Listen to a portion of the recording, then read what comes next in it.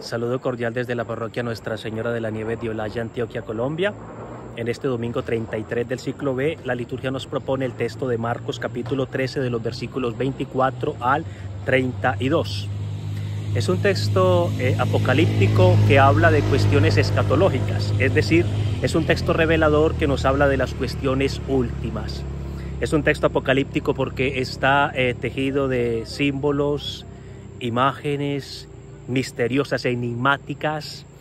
Es un texto apocalíptico porque tejido de imágenes provenientes de las antiguas profecías del pueblo de Israel. Es un texto apocalíptico sobre todo porque revelador. ¿Qué nos revela? Nos revela el fin de la historia. El fin de la historia entendido no como el acabose de la historia, sino como la finalidad o la meta de la historia. ¿Y cuál es la meta de la historia? Más que un evento en sí, más que un suceso, es sobre todo un encuentro. Al final de la historia humana está una persona, Jesucristo. Eso es evangelio, es pura buena nueva de la fe cristiana. El capítulo 13, según algunos estudiosos, está construido de forma quiástica o concéntrica.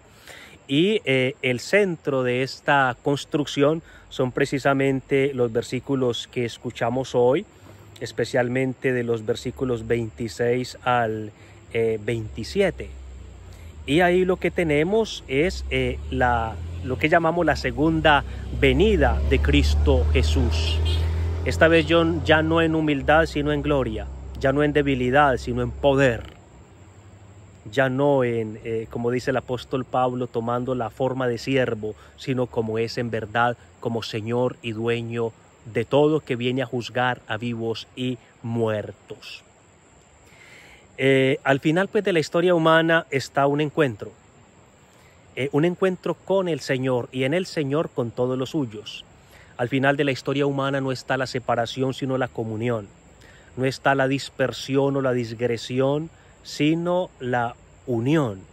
Por eso dice en la palabra del Señor en el versículo 27 que enviará a sus ángeles para que reúnan a sus elegidos. La reunión final, reunidos con Cristo y en Cristo todos los seres humanos que han acogido su propuesta de salvación. Esta irrupción de Cristo, esta venida de Cristo que transforma todo lo que existe.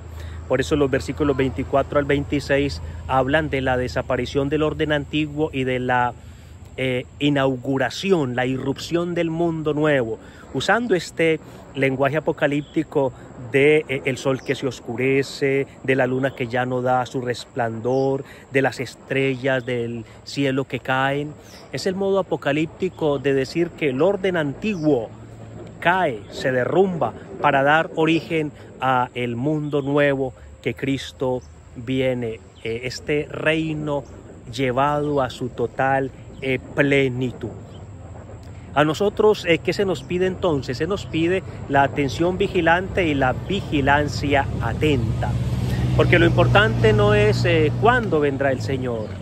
Lo importante no es dónde vendrá el Señor, sino que lo importante es cómo nos encontrará el Señor cuando vuelva. El versículo 32 por eso dice bellamente que acerca de aquel día nadie lo sabe, ni los ángeles en el cielo, y para sorprenderse ni siquiera el Hijo, sino solo el Padre.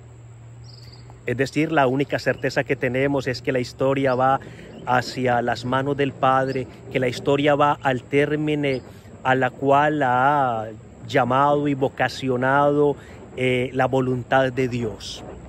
Por eso es ridículo cuando hay algunas personas que se ponen a decir que en tal año será el fin del mundo.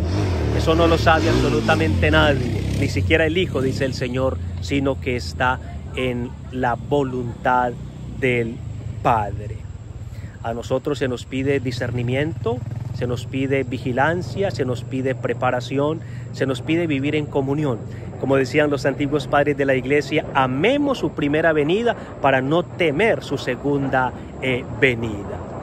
Esta venida de Cristo, esta irrupción del reino en su plenitud, que causa la victoria sobre la muerte, como nos dice la profecía de Daniel capítulo 12, que escuchamos en la primera lectura. Los que duermen en el polvo se levantarán, la esperanza de la vida.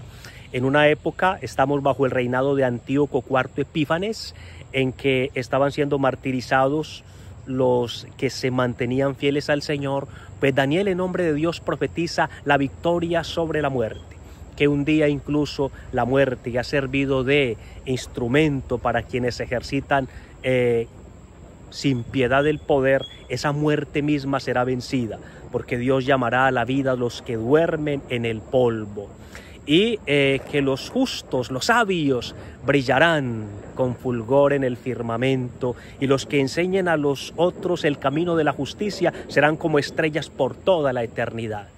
Qué bella promesa, que el Señor nos ayude a ser sabios y a enseñarnos unos a otros el camino de la sabiduría y de la justicia. Ya ahora Cristo, nuestro sumo sacerdote, está ya intercediendo por nosotros, como nos recuerda la carta a los Hebreos en el capítulo 10, que escuchamos como segunda lectura. Porque si el sumo sacerdote antiguo estaba de pie ofreciendo el sacrificio, Cristo ya está sentado a la derecha del Padre, está intercediendo por nosotros, porque Él se ha ofrecido de una sola vez.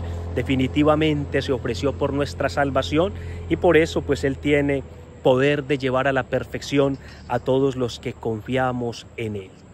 Que la Santísima Virgen María nos ayude a preparar el corazón para el gran encuentro, a encontrarnos y a vivir del encuentro con el Señor ahora, para el gran encuentro definitivo más allá de la historia.